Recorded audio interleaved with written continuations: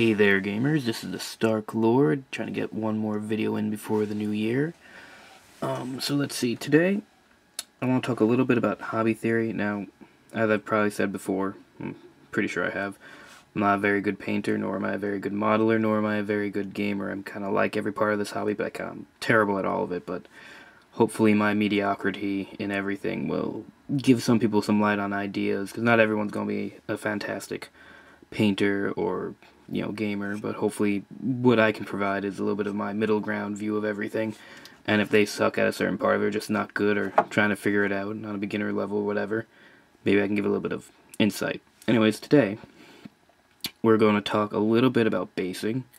It's a very big topic with a lot of people I know. I originally was very bad at basing. I'm still not very good.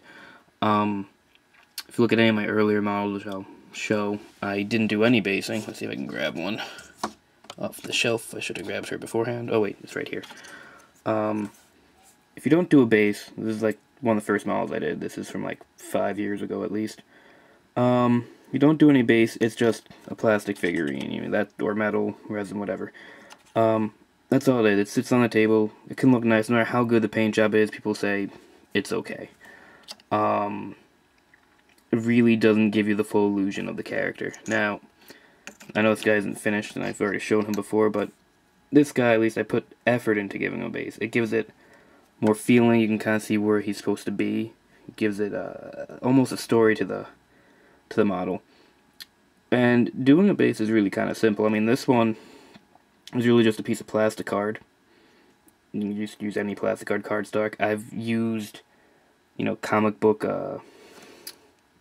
boards, for cardstock before if I couldn't get to a hobby store to get some, and a little bit of plastic bit, and that's really all his base is. It's very simple, and I'm probably getting too much shadow so you can't see it. And that's all you really need to do for any kind of a base. You don't have to go overboard. The key is to actually put a little bit, but not too much, because you don't want to take away from your model. You want to kind of just balance it out, give it a little bit of space. Basically figure out where your model's going to be standing on it. Put one or two little things on there to give them a little bit of depth. Unless you go crazy and then put a big piece, but then try to make him fit on there. Like this guy's standing on a chunk of, some blasted off door from a rhino, a little bit of writing, whatever. Another important part about basing is you really want it to be consistent throughout, at the very least a unit, if not your entire army.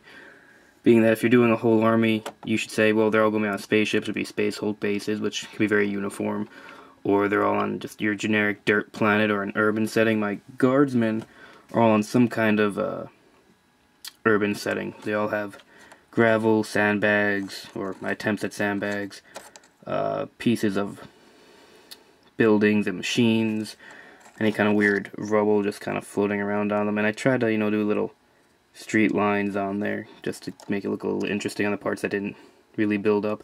There's really not a lot on these bases, which is why I think I like them, though they're a little. These guys are maybe a bad example of not having a little. There's kind of a lot going on, but not too much. You still see the motion of the unit.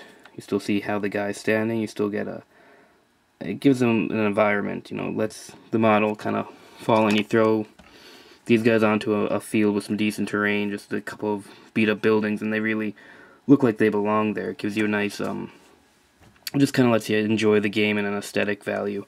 Just, see things like, like you're really looking at something. You let your imagination play around with it a little bit, instead of just looking at little, plastic guys on a table. If I was just going to look at, game pieces on a board, I could play chess. But again, these are the more complicated base I've done, which again isn't complicated. I mean, really is just random bits cut up with my pliers and flush cutters and scalpels and stuff, thrown out with a little bit of gravel stuff, and there's like an orc skull in there, and they're really simple. You just wash it, make them consistent, not very complicated. Other guys, this is even simpler. These are like some really simple basing. This is like a 5-second base job, but any little bit just helps. These are my obviously Blood Raven Scouts, which I've only played with once, because I don't play Space Marines. But anyways, I mean, again, this is just hobby sand. painted brown, the wash thrown over it, and the guy put on top of it. Again, it takes 5 seconds to do. The important thing I've learned with doing bases is I really have to do them when I do the model. Like, at this point, after doing all my guardsmen and just doing them constantly, I usually make the guy, make his base, glue him on his base, and then actually paint them all together, just as one thing. That's what I did for this guy again, is I made the whole model, which I think you can see in one of the videos on the other site, which I mentioned before, Fearless Games, go look at it, whatever.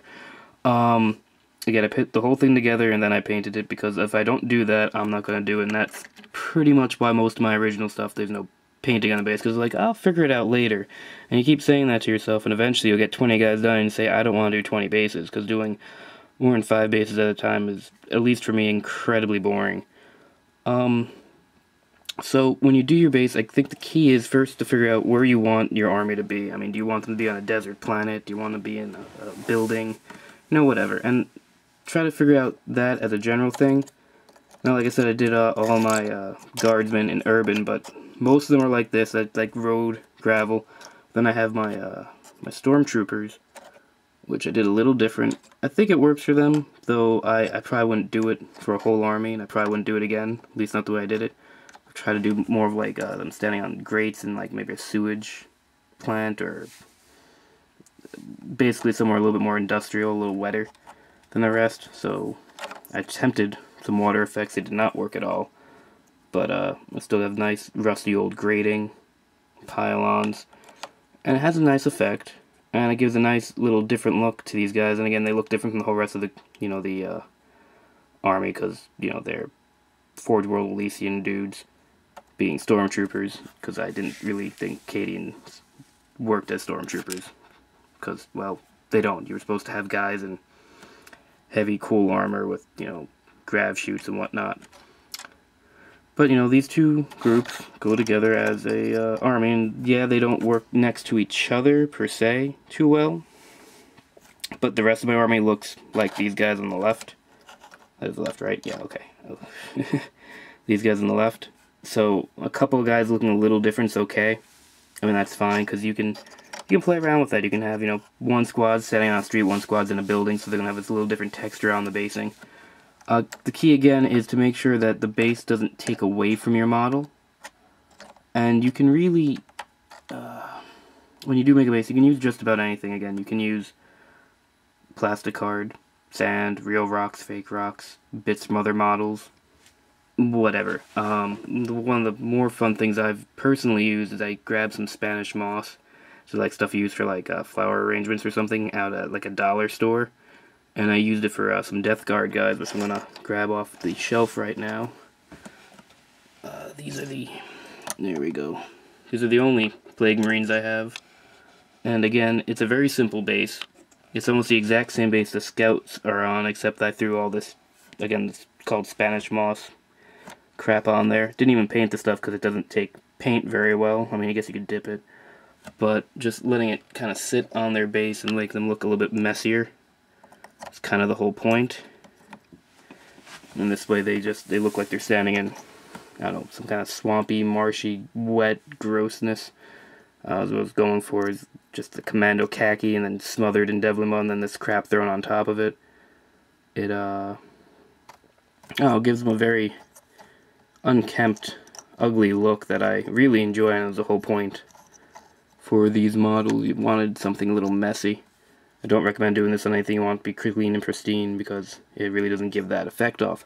That's another important thing. If you're going to do foliage, which I guess this is a form of at that point, you really want to be careful, because it's very three-dimensional, obviously, and it can very quickly start covering up your model significantly, and can take away from the whole, I guess, fantasy of the model. You just want to make sure it's nice and light, maybe put it behind a leg or in front of one leg, just to try to limit it. Don't do anything taller than your model, because then it's just going to get messy.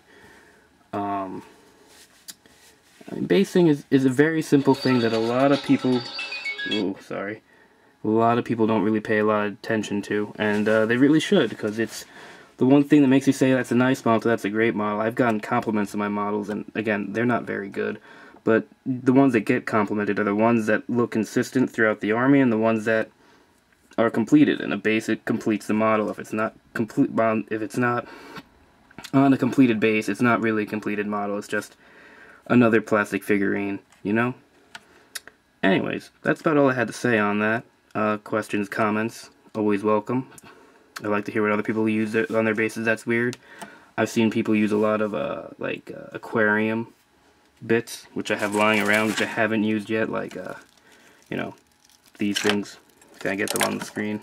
Probably shouldn't. Stuff like this for foliage, they have to cut it down a lot. Just use like a sprig or two to get nice alien terrain. That's good for terrain, but also it's good for you know, just like a little bit here and there on a unit if you're trying to do something foresty and you don't want to use greens and browns. You want to do something a little different. There's plenty of cheap things you can get at aquarium or pet stores, I should say. But yeah, you know, that's about it. Next episode I should actually talk about something a little bit more in depth. Sorry for rambling.